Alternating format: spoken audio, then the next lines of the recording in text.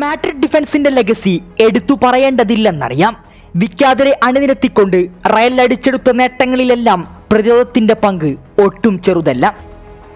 കാലഘട്ടം ഏത് തന്നെയായാലും മുന്നേറ്റ നിരക്കാരുടെ സൈനിങ്ങോളം പ്രാധാന്യം ഡിഫൻസിലെ താരങ്ങൾക്കും റയൽ നൽകാറുണ്ട്. അറ്റാക്കിങ്ങിൽ താരങ്ങൾ എതിർ പ്രതിരോധം കീറിമുറിക്കുമ്പോൾ ആടിയുലയാതെ ഡിഫൻസിനെ കെട്ടുറപ്പോടെ കാക്കുന്നവരാണ് റയൽ.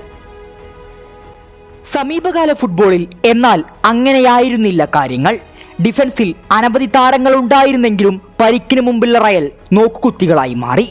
കർവാളും മിലിറ്റാവോയും മെൻഡിയും അങ്ങനെ തുടങ്ങുന്നവരെ റയലിന് നികത്താനാവാത്ത നഷ്ടങ്ങളായിരുന്നു. പലപ്പോഴും മിഡ്ഫീൽഡ് കളിക്കുന്നവരെ പോലും പ്രതിരോധത്തിലേക്ക് കൊണ്ടുവരാൻ കോച്ച് നിർബന്ധിതനായിരുന്നു.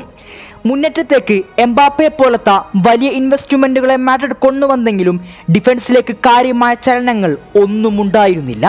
അസെൻസിയോ എന്ന യുവതാരത്തെ താഴെ നിരയിൽ നിന്നും മെയിൻ സ്ക്വാഡിലേക്ക് എത്തിച്ചെങ്കിലും റയൽ ഡിഫൻസിനെ പരിപൂർണമാക്കാൻ സാധിച്ചിരുന്നില്ല.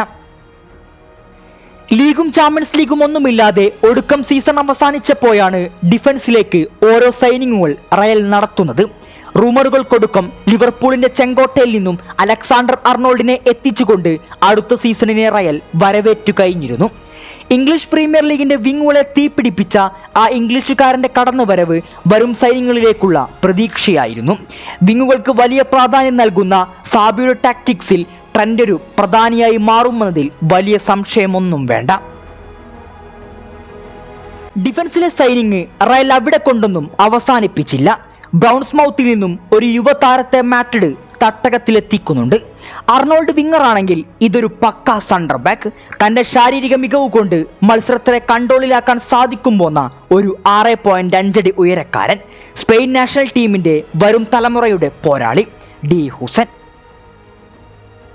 ക്ലബ്ബ് വേൾഡ് കപ്പ് മുമ്പിൽ കണ്ടുകൊണ്ട് പ്രതിരോധത്തിൽ ഈ വലിയ സൈനിങ്ങുകൾ റയൽ നടത്തിയെങ്കിലും അതുവരെ മികച്ച കളി പുറത്തെടുത്ത റയൽ ഇരുവരുടെയും അഭാവത്തിൽ സെമിയിൽ PSG മുമ്പിൽ അടിയറവ് പറയുന്നതാണ് കണ്ടത്. വൈകാതെ മാഡ്രിഡ് മറ്റൊരു ട്രാൻസ്ഫറും കൂടി പൂർത്തിയാക്കുകയുണ്ടായി. അതും ഡിഫൻസിലേക്ക് തന്നെ. യുണൈറ്റഡിലൂടെ കളി പഠിച്ച ഒരു സ്പാനിഷുകാരൻ അൽവാരോ കൊറേറാസ്. ബെൻഫിക്കയിൽ നിന്നും ആ ലെഫ്റ്റ് ബാക്കിനെ കൂടി അണിനിരത്തിയാൽ പിന്നെ മാഡ്രിഡ് പ്രതിരോധം കൂടുതൽ കരുത്തുറ്റതായി മാറും. ഒരുപറ്റം യുവതാരങ്ങളാൽ റയൽ ഡിഫൻസിനെ ശക്തിപ്പെടുത്തും.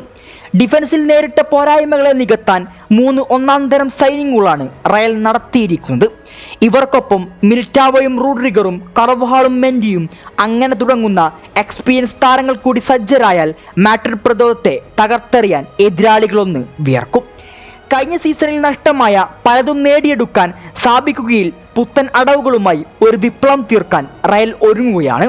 പ്രതിരോധം ശക്തിപ്പെടുത്തിക്കൊണ്ട് 3 പ്രധാന സൈനിങ്ങുകൾ നടത്തിക്കൊണ്ട് പുതിയ സീസണിനെ റയൽ മാഡ്രിഡ് വരവേൽക്കുകയാണ്.